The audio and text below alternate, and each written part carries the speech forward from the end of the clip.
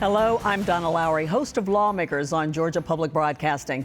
Welcome to the Atlanta Press Club Loudermilk-Young Debate Series from the studios of Georgia Public Broadcasting. The 2026 debate series was made possible by a grant to the Atlanta Press Club from the Arthur M. Blank Family Foundation. This is the special election for Congressional District 14.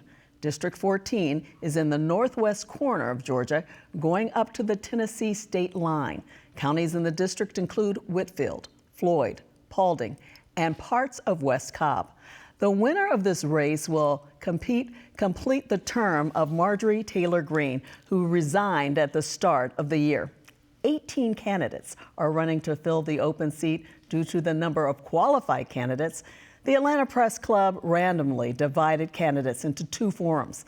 This is not a debate, but an opportunity for the candidates to introduce themselves to the voters and explain where they stand on issues important to the district. We have two journalists who will be asking the questions. Delaney Tarr is a reporter with SaportaReport, and Ross Williams is a journalist with Georgia Recorder. I'm going to kick off today's forum with the first question, asking each of the candidates to introduce themselves and tell viewers why they should be the next representative for District 14. Candidates will have 45 seconds to respond to the question. We will go in alphabetical order, starting with Star Black.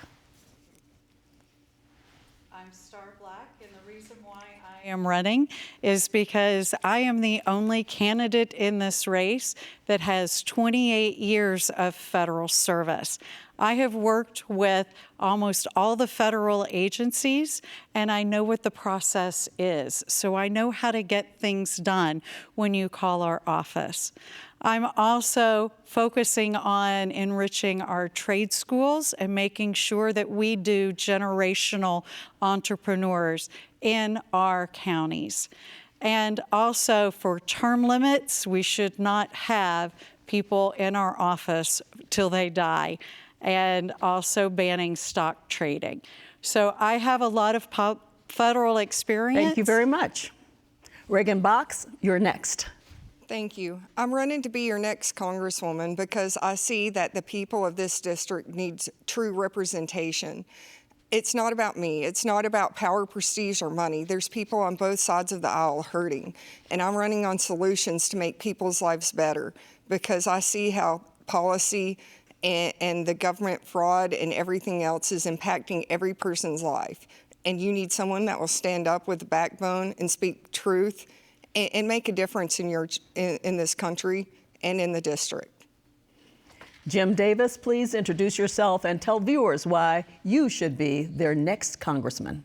Yes, my name is Jim Davis. I appreciate you having us here today. I'm running for Congress because I think I can make a difference. Based on my 40 years of being in and around politics, I have a set of ideas, ideals, and proposals that I think will help the 14th District and help the country. They include having a single-payer health care system that's voluntary and indexing the minimum wage to the poverty level. And to get to something like that, I'm willing to work with responsible and sincere Republicans, offering them a federal balanced budget, term limits for both Congress and the courts, and other things that we can work together on to make some differences. Thank you. Clay Fuller, it is your turn. Thank you. My name is Clay Fuller, and I'm running to be a warrior for Northwest Georgia and to have President Trump's back on Capitol Hill each and every day. If you want to see a prosecutor, an elected district attorney, if you want to see a military veteran on Capitol Hill, if you want to see somebody who stands for faith, duty, and America first, my name is Clay Fuller, and I'm asking for your vote. I should be the next congressman for Georgia 14 because President Trump has chosen our campaign and endorsed us to carry on the MAGA agenda into the next decade. Rob Ruszkowski. Well, first I want to say I can't believe I'm actually on this stage because I've never been in politics before. I'm just a regular citizen. I decided back in April that I didn't like what this country was doing. Both parties have neglected the people of this country for decades. They try to give us solutions, and they think they have the answers, but they're the reasons why we're where we're at right now. The people, if you're in a business and you're not successful at something, you either get fired or you go bankrupt.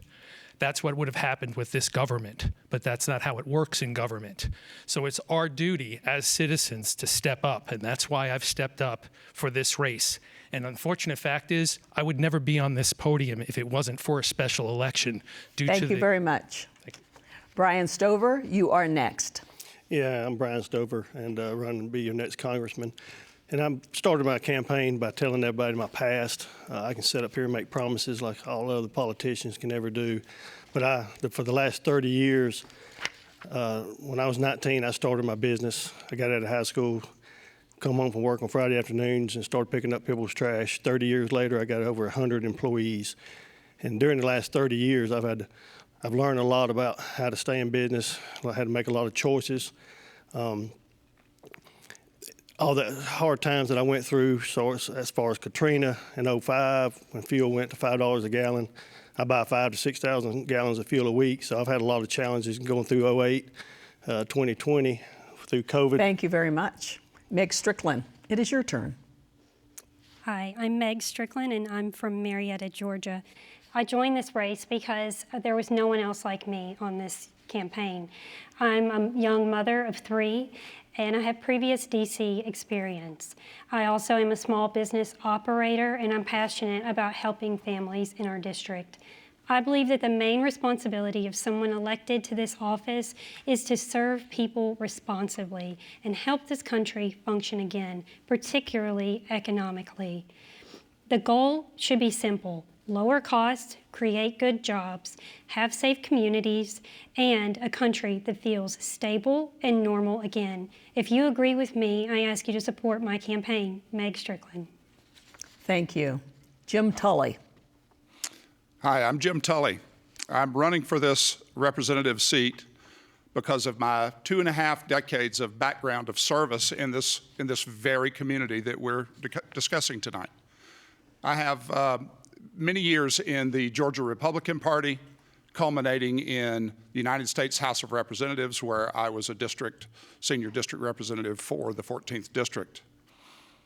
We have seen the loss of contact with children and families, blue-collar workers, and our elderly throughout this district.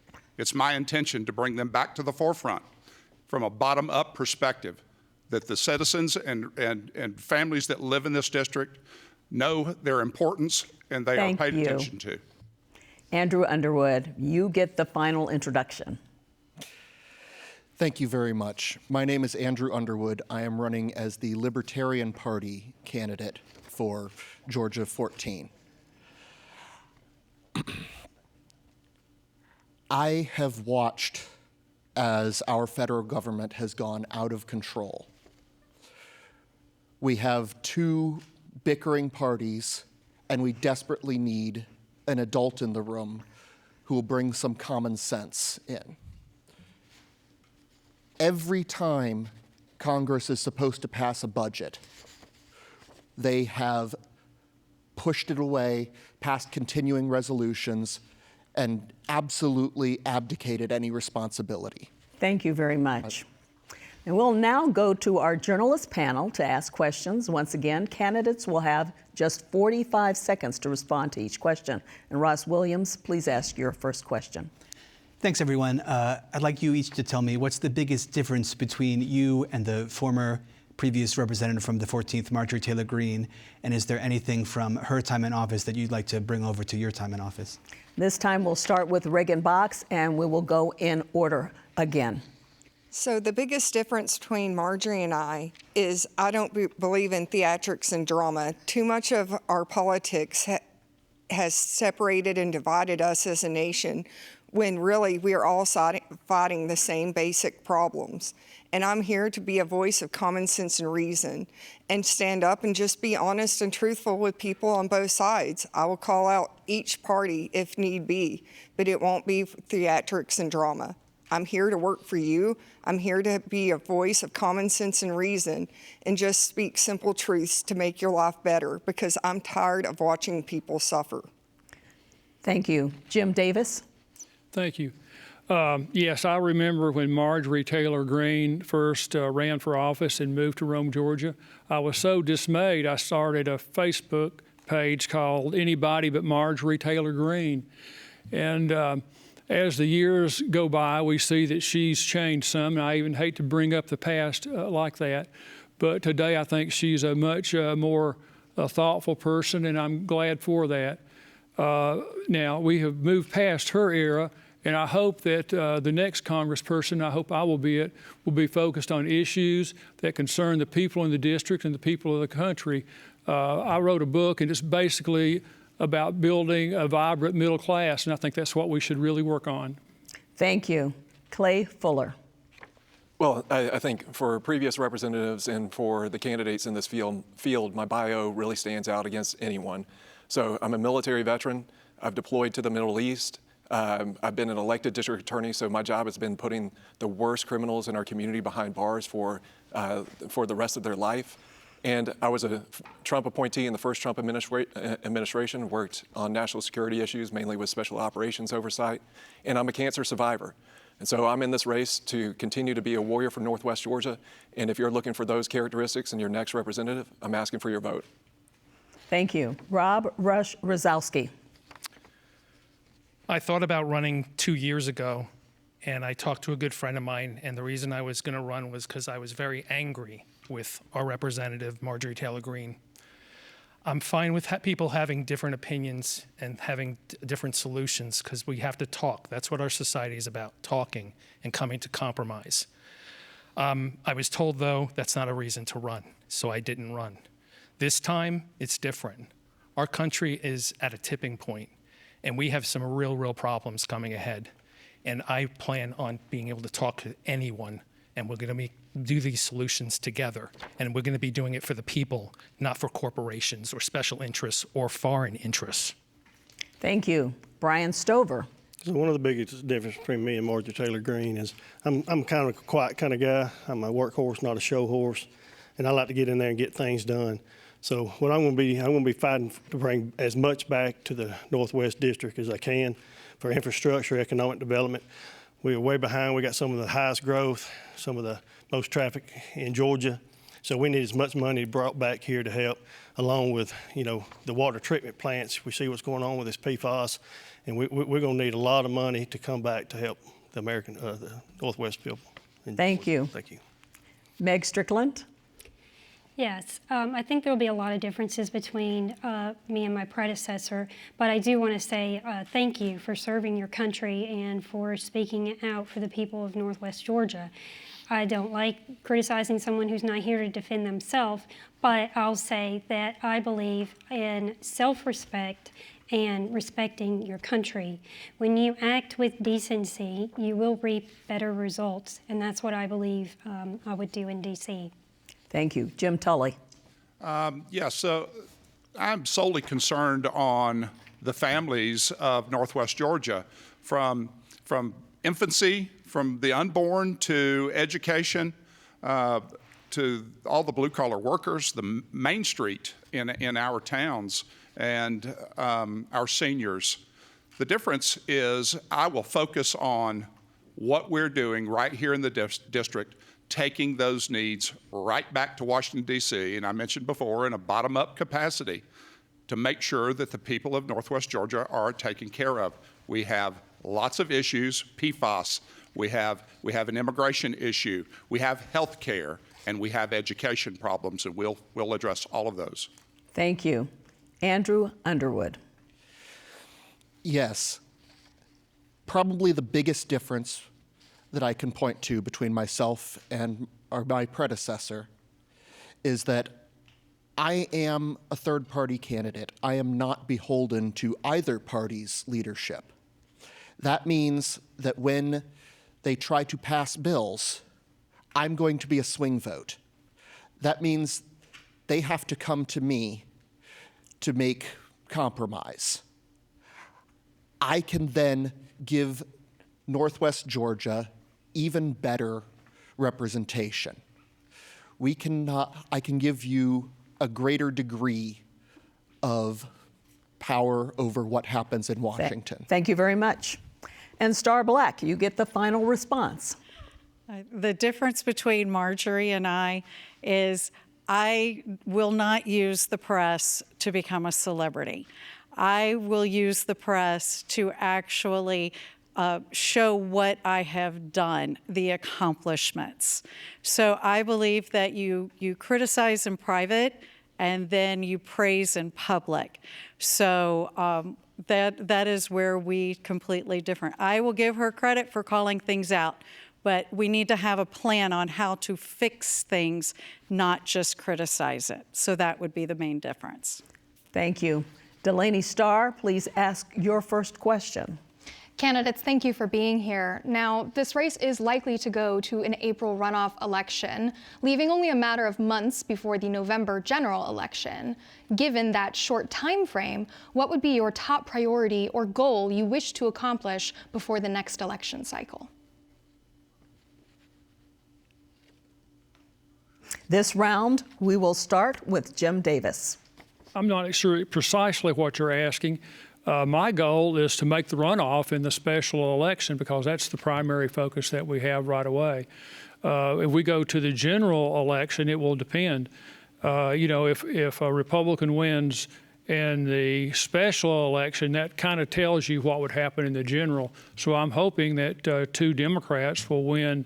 And with all respect to the Republicans, I hope that 2 Democrats will win in the special election to give us an opportunity to have a Democratic representative for the first time since 1993. Thank you. Clay Fuller. Well, one of the things that I'm starting to say now is our district has been without representation. It'll be about 3 months. So with President Trump endorsing the campaign, I think it's time for the Republican Party to unite behind our campaign and make sure that we have someone who can avoid the runoff and win the election on March 10th, and then we can have representation on March 11th. When I'm up in D.C. On March 11th as the representative for Georgia 14, the #1 job will be up there fighting for President Trump's agenda. Thank you. Rob Ruszkowski. Well, this is the first time I'm in politics, but when I get up into Washington, first thing I'm going to do is I'm going to get the best staff I can possibly get that are experts in the fields for these issues that are concerning our district the most. And most of these issues, they apply to the whole country. And I will be doing that. Plus, I will be talking to both people on both sides of the aisle up there, starting to make relationships and building bridges instead of tearing them down, which has already happened between both Democrats, Republicans, and independents that are already up there. Thank you. Brian Stover. So one of the first things I want to do is make sure we get the constituent services back up and going.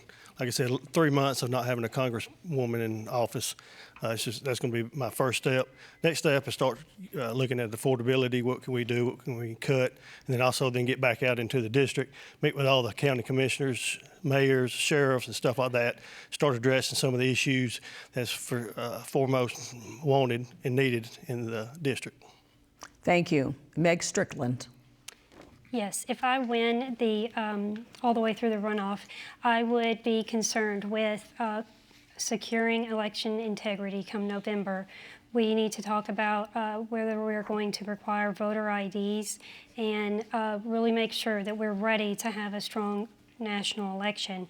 We also need to talk about school safety and housing affordability because those are issues that cannot continue to wait until another election cycle while we have families standing by and teachers who greatly need our support as well.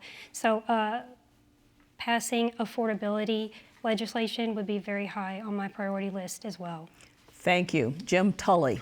Thank you. Of course, the president's initiatives in his executive orders need to be passed and codified into law. They're very important in the future of this nation.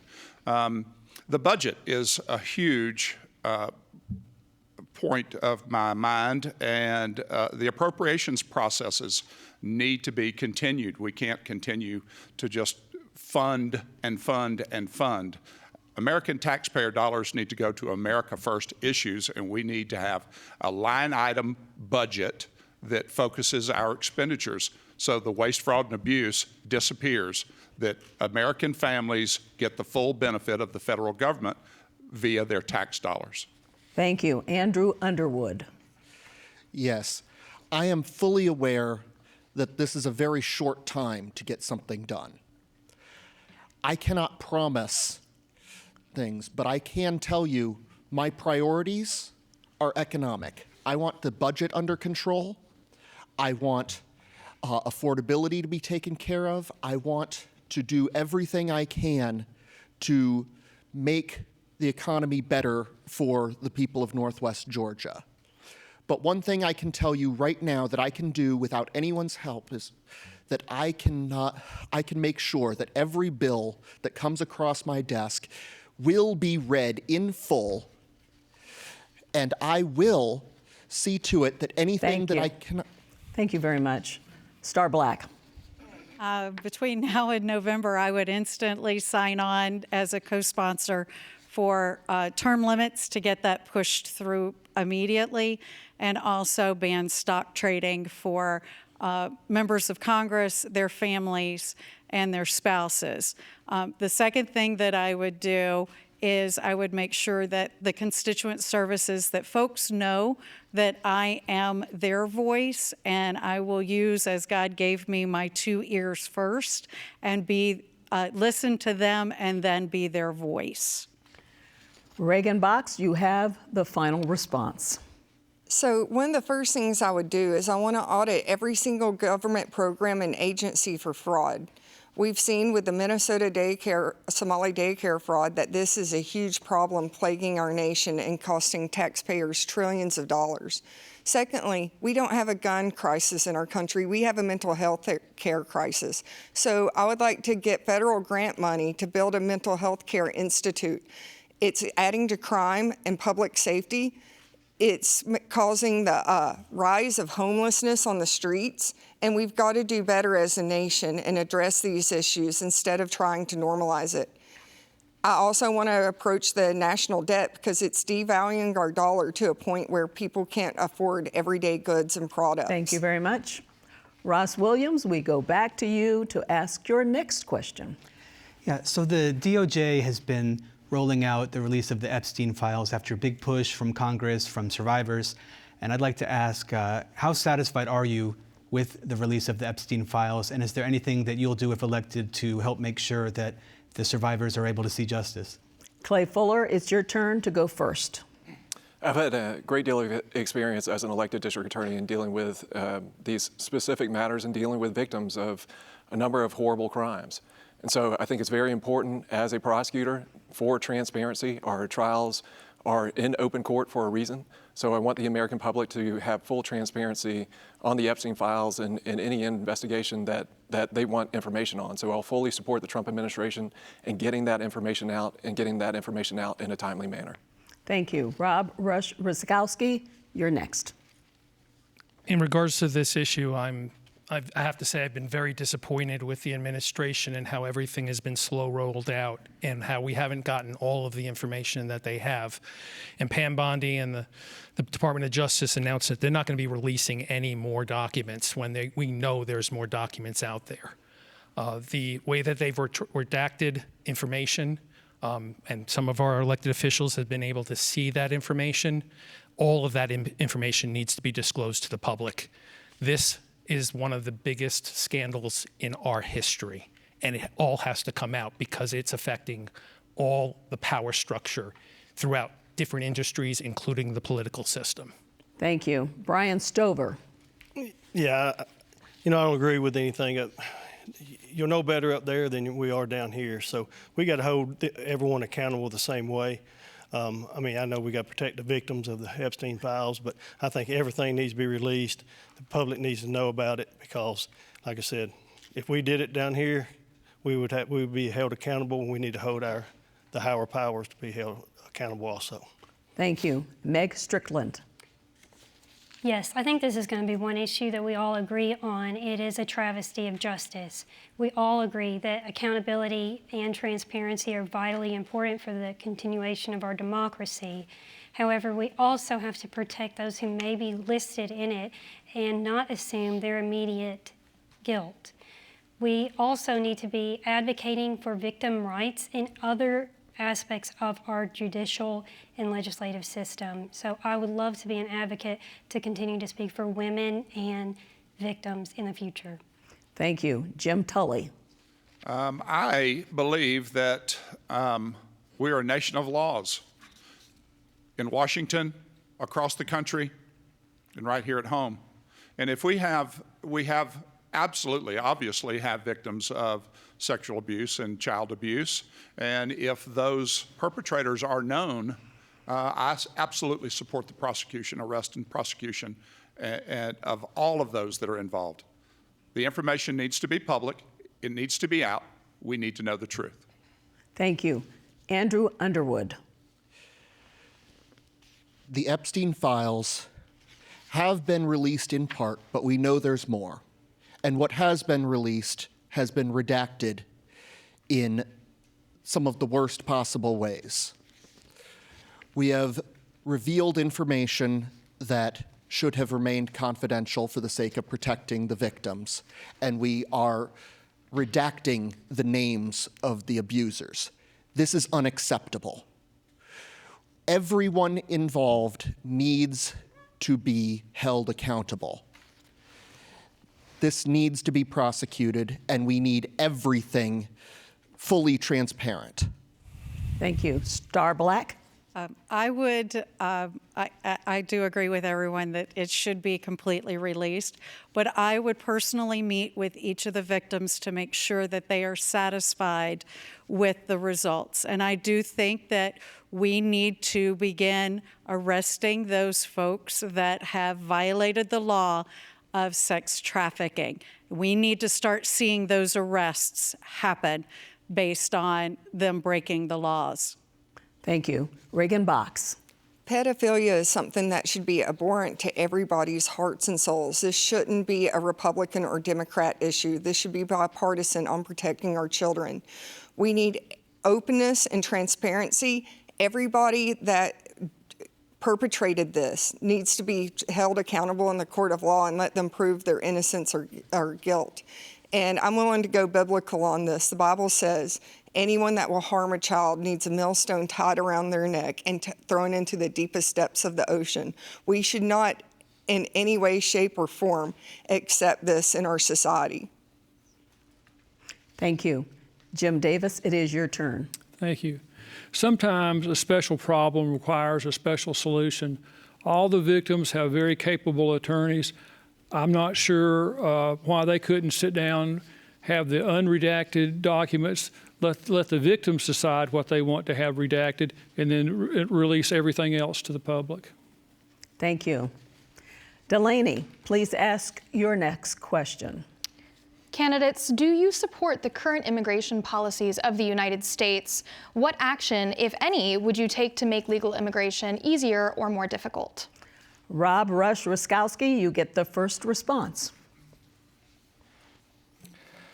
I'm not happy at all with what's going on with ICE and border protection. I think they're violating the constitutional rights, because in the Constitution, everyone within our borders has the protection for due process, and that's not happening.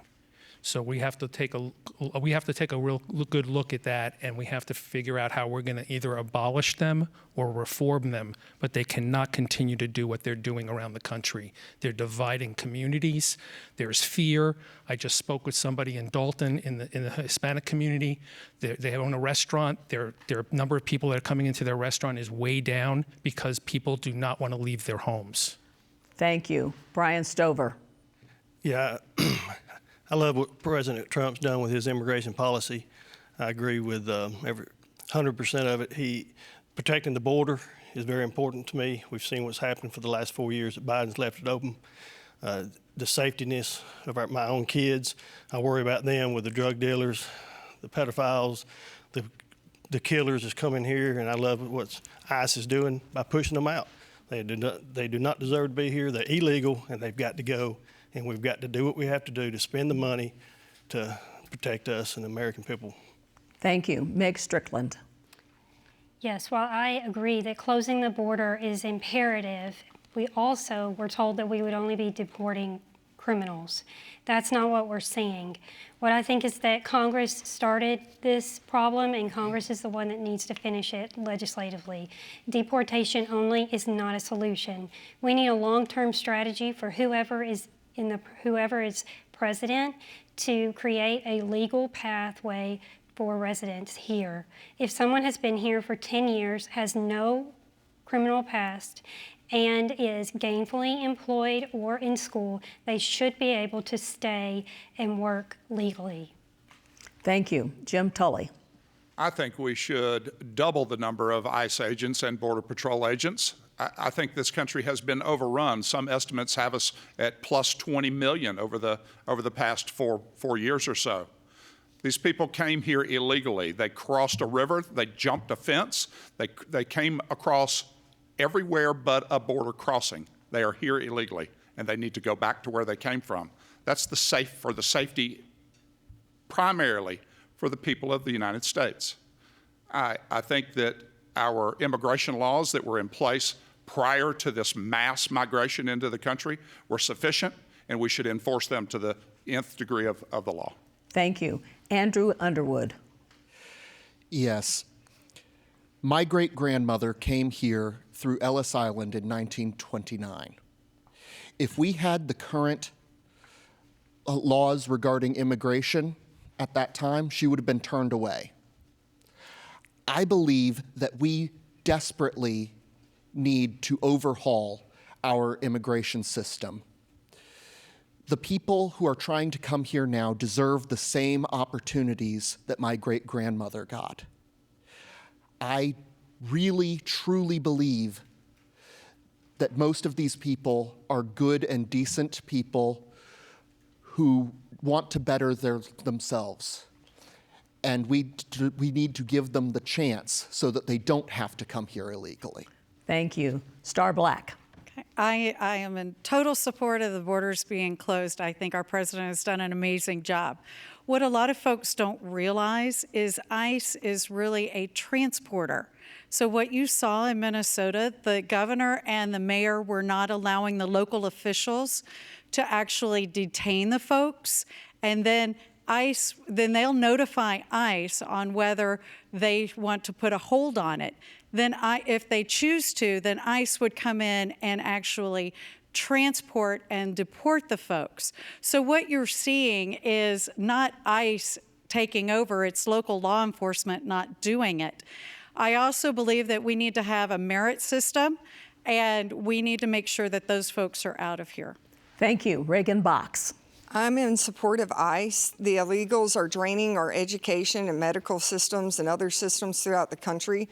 So we've got to get this under control. But the bigger issue is a lot of the immigration issue is through the cartel. So I would like our military to work with the governments in Central and South America to start getting rid of the cartel, which is the root of the problem. Here in Georgia, we're actually number 2 in the nation as far as human trafficking. And this is because of the 75 corridor in Atlanta. And our communities deserve to be safer. And that's why I'm wanting to allocate more federal money to help cops in training against human trafficking. Thank you. Jim Davis. Well, what I saw on TV in Minnesota were people being shot and killed, and I think most of the country, civilized people, reject that. And because of that harsh activity, I believe that aspect of their campaign is over. I certainly hope so. I know that it's an emotional issue, but actually, even at 20 million people, which is not right, that would be 6 out of 100 of us would be illegal. I don't think that would bring our country down. They are reported as actually, with a few notable exceptions, less violent and more helpful, and we can't actually get along with our economy without them. Thank you. Mr. Fuller. 2 cases not mentioned in the premise of the question, Lake and Riley, an 11-year-old right here in Georgia who was raped by an illegal immigrant. And if I was the district attorney on that case, I would be pursuing the death penalty of that illegal immigrant. What ICE is doing is saving lives. Bottom line fact. It's the truth. Second part, securing the border. Fentanyl kills more Americans 18 to 40 than any other cause. President Trump's policies are literally saving lives, and that's been shown by a statistic that just came out that the murder rate in America dropped more than any other time in the past year in our country's history. So I support President Trump and his policies, and we should be talking about the 300,000 kids, migrant kids, that the Biden administration lost in our country. Thank you. Ross Williams, you get the final question in this round.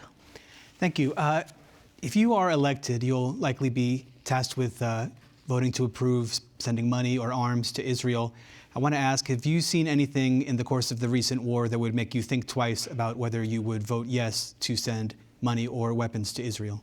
Brian Stover, you get the first response. Have you repeat that question? I'm sorry. Have you seen anything in the recent war in Israel that would make you think twice about voting to approve money or weapons sent over there? No, I'm not. I support President Trump whenever the war in Israel. I mean, President Trump's done a great job. He's put 8 wars to bed and is working on others. So I trust the president, and I would support him in all ways that I could. Meg Strickland. Without being on Capitol Hill, it's very hard to know all the answers to questions like that. We've argued about these things my entire life, so I'm not going to pretend like I know every detail there. However, I will say that it's a humanitarian crisis on both sides. So we have to put those two issues together and say, smartly, go line by line, any kind of agreement that we pass with Israel, is it in our best interest, and is it furthering the crisis that we hope to avert? Thank you. Jim Tully? The pressures of Islamists and socialist communism across the world that's attacking allies has to be stopped. I believe that we need to continue funding in the United Nations, that those troops are frontline defenders of America and our allies. Let's face it. The world is a nasty place, and they want to eradicate Christian and Judeo-Christian faith around the world. And if we don't want American boots on the ground, we have to have people defending our interest around the world. Thank you. Andrew Underwood. The best way that we can help avert this kind of violence around the world is to act as the adult in the room. We need to be a neutral arbitrator. And we cannot act neutral. We cannot pretend to be neutral in any way if we are funding one of the sides in a conflict. Therefore, I would say that we need to retract our funding for the sake of being able to have the moral and reasonable stance that we can be that more neutral arbitrator. Thank you. Star Black. I do support funding Israel. If you look strategically where Israel is, we have to protect that democracy, because if we allow it to be overrun, then democracy loses its foothold in that region. So we need to definitely make sure that what we're funding is truly strategic and protects that democracy and the folks of Israel. Thank you. Regan Box. Israel is our greatest ally in the Middle East. There's no doubt about it. And we've got to keep protecting it. But just because we're allies with Israel doesn't make us where we don't need to look at their misgivings and what's going on both sides of this war. There are war crimes being committed. There are women and children on both sides getting raped and murdered just to get the other side under control. There are people being starved to death on both sides of this, all because of political alliances and entanglement. So as I stand for Israel, because we need that stability and governance in the Middle East, we can't turn a blind eye to what's truly going on in Gaza. Jim Davis. I think the question was framed, would I see anything that's happened that would give me concern about funding Israel militarily? And my answer would be yes, the death of 15,000 children under the Biden administration, which continues on under the Trump administration. What we've done in the last really for the last decades, we have not done things in our own interest. We have done things in Israel's interest. If we had an even-handed policy, like the young man suggested, we would not have an enemy in the Arabs of that part of the world. Thank you. Clay Fuller. Jim, those casualties happen because Hamas uses those kids as human shields. I was deployed to the Middle East on October 1st of 2024. I was on the air operations floor as Iran sent a missile barrage at Israel, and the only casualty in Israel was a Palestinian killed by an Iranian missile. I stood with Israel on October 1st of 2024, and I stand with Israel now.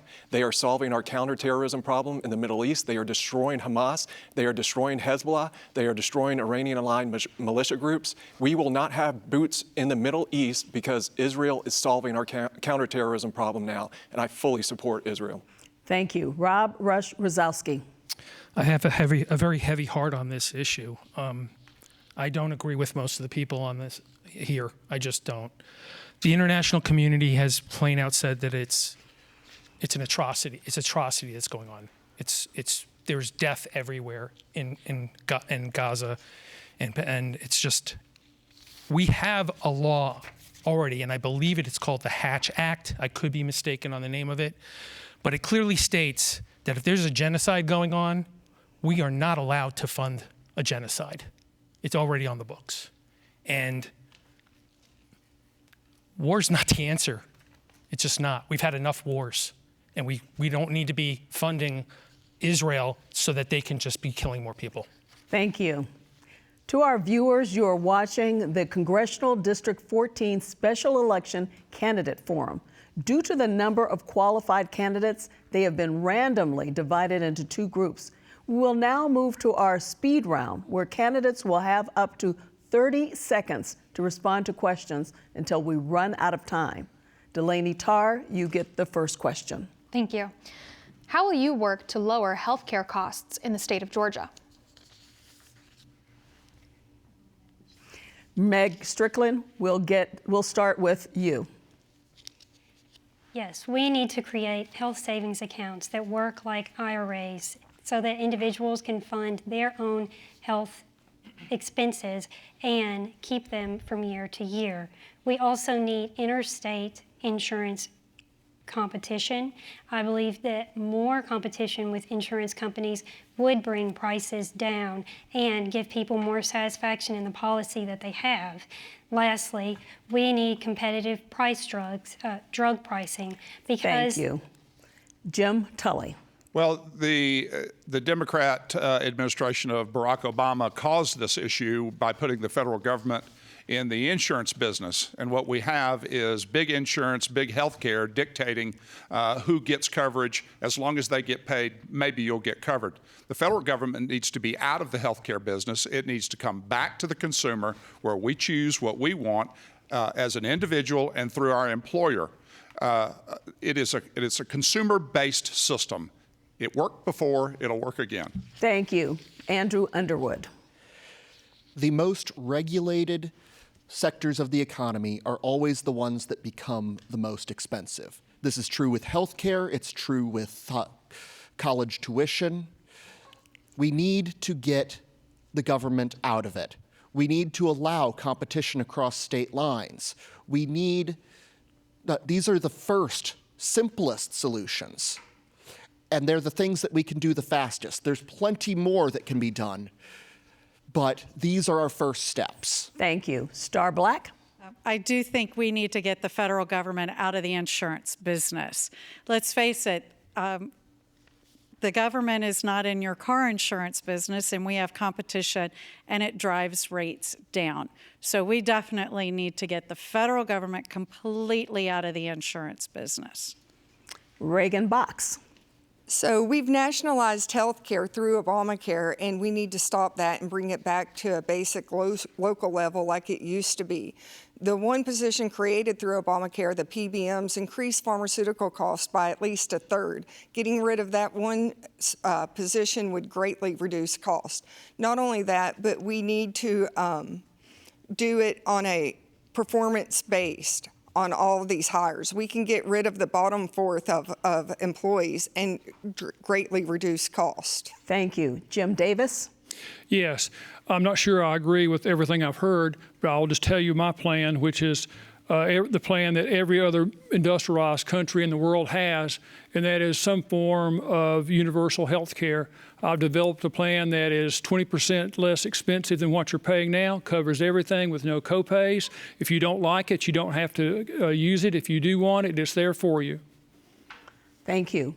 Clay Fuller. A universal government-run healthcare system is terrible. How do I know that? I was diagnosed with cancer while I was on active duty, and my treatment while in a government-run healthcare system was absolutely horrendous and terrible. We need to get the federal government out of healthcare. We need to privatize it, and we need to have an honest discussion that this problem was created by the Barack Obama administration. Thank you. Rob Ruszkowski. Healthcare is a human right, period. We're the only developed country that doesn't offer it for their citizens, and we're the richest country in the world. The other thing is, we don't even have a healthcare system. Most of it is a sick care system. You go to a doctor, you tell him what's wrong, he gives you a pill. Doesn't solve the problem, you end up maybe getting side effects, but the underlying cause is still there. I propose a wellness care system. Over 70% of illnesses have been shown to be curable or not even happening. Brian Stover. So in business, when I saw Obamacare pass, I knew we was going to have issues. And through my years, I've seen the highest at 19% increase, which bottom line affects my employees. So I know that's going across the whole nation. And we got to do something. We got to get it out of the government's hands and put it back in the private sector where they can compete with one another and drive prices down. Ross Williams, please ask your question. I want to ask about legal immigration. In general, do you think it should be easier or harder to legally immigrate to the United States, and what can you do to help make that happen? Jim Tully, we'll start with you. Well, legal immigration has been going on for 250 years or better, and there's a process in place in your country of origin to apply for immigration, to apply for a visa to come here. You're brought here or allowed to come here based on your merits. And we need to get back to that. You just don't get to come to America and stay here because you want to. We don't allow people that want to do us harm within our borders. Thank you. Andrew Underwood. Well, first of all, I very much believe in easing restrictions and making it easier to come here legally. I think that we need to go back to the system we had with Ellis Island and Angel Island. People come here, and then we can give them a simple vetting process, and then we can let them come in. They come in as aliens. They come out as American citizens. Thank you so much. Star Black. I think we do need to change it to where the processing is faster, that it doesn't take multiple years for someone to become a citizen, but I also believe that it should be completely on a merit system so that we have the folks that we need here with their technical expertise and that we get those folks through the process quicker and so that we can welcome them as U.S. citizens. Thank you. Regan Box. We need to speed up the process for people wanting to come in here, but at the same time, it should be a merit-based system. You should be an asset to our society. I also, though, believe we need to double down on the Immigration and Nationality Act, where if they commit a misdemeanor or felony within 5 to 10 years of their citizenship, then they get their citizenship revoked and they get deported. We've got to quit having people that won't assimilate into the United States and be proud, hardworking Americans. Thanks. Jim Davis? Yes, I have no problem with reasonable border security. I think most Americans would support that. If we ever want to be honest with each other, we do have illegal people in this country, and if you want to resolve that problem, you're going to have to find a system of vetting them and letting them come out of hiding to see if they can be given citizenship in this country, and that's going to be the only way to solve it. Clay Fuller? The fraud and the Somali fraud in Minnesota should shock the conscience of every American. We need a merit-based system, and any immigration system should be with countries that share our values and allow people to assimilate. And there's no greater economic lie over the last 30 to 40 years that Americans don't want to do jobs. When I talk about it being America first, any immigration system should never negatively impact Americans' ability to get jobs in their communities. Thank you. Rob Ruszkowski. We're all immigrants unless you're a Native American, Indian, every one of us. So if they're calling every one of these people that are immigrants illegal, we're all illegal. Yes, we are. We're on stolen land. So, in regards to this, this is a distraction issue. They want to fight about this issue when citizens, when these illegal immigrants are not violent. The problem is they don't want you to be looking at the billionaires and the corporations that are controlling this country. Brian Stover. Actually, I believe we're colonists. You know, the ones that came here to form America, they was colonists. And there is the illegal immigrants do come here after a country has been formed.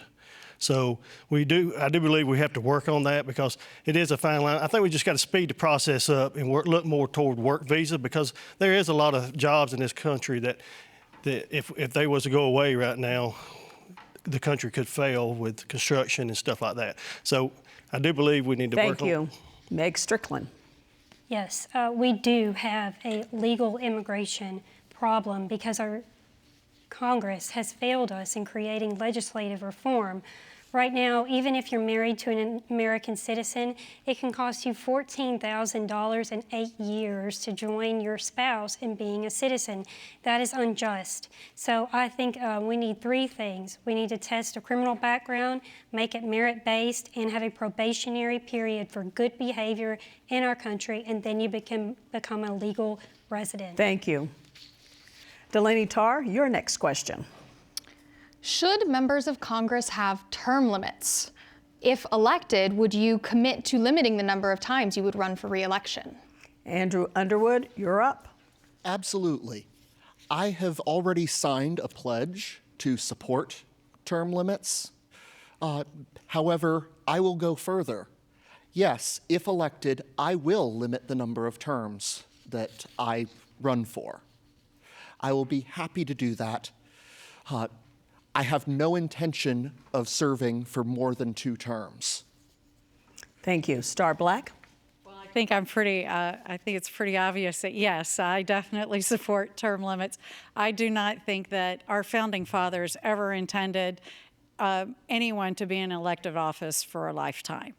I have already signed the pledge to do that, and I think 12 years in either the Senate or the House is plenty of time. Regan Box. Yes, I will fight for term limits. Thomas Jefferson said, when politics becomes a career, corruption is sure to follow, and that's what we're seeing in our government today. So I will do everything in my power to put term limits into play. Jim Davis. Yes, I worked with Ross Perot on term limits. I worked with Pat Buchanan in the 90s on term limits. I'm working with them now. I've written about them in my book. But you've got to remember, we handle trillion-dollar budgets, and we're the most complicated government in the world. You've got, the Congress is not going to pass a 6-year term limit on themselves. So if you want it done, you're going to have to offer them 10 years for the House of Representatives, 10 years for the Senate, and I wouldn't want to go to all this trouble without putting term limits on the Supreme Court of 12 years. Thank you. Clay Fuller? I've signed the term limits pledge, and I support term limits. I also support banning stock trading for members of Congress because I'm running to be a warrior for Northwest Georgia. I'm not running to become a career politician. I'm not running to get rich off of this position. All I want to do is make a difference for the people of Northwest Georgia and make their lives better each and every day. Rob Ruszkowski. I have also signed with the organization termlimits.com. They have hundreds of signatures of people that are already in Congress. And the term limit guideline is 3 terms in the House and 2 terms in the Senate. I don't even want to figure about being in Congress or the Senate for that long. Thank you. Brian Stover? Yeah, I signed the pledge also, and I don't think 6 years is enough to get something done. I seen it as a county commission. It takes 8 years to get something done at the local level, so I cannot imagine you're going to get anything done at the federal level in 6 years. I think 8 years for the House and 12 years for Senate. Meg Strickland. Yes, I do agree in term limits, however, they must be reasonable. I would never support a term limit that's shorter than a presidential term because we do want to have stability in our lawmaking. Also, I want to point out that one reason why we have people staying in office for so long is because they make a lot of money doing it.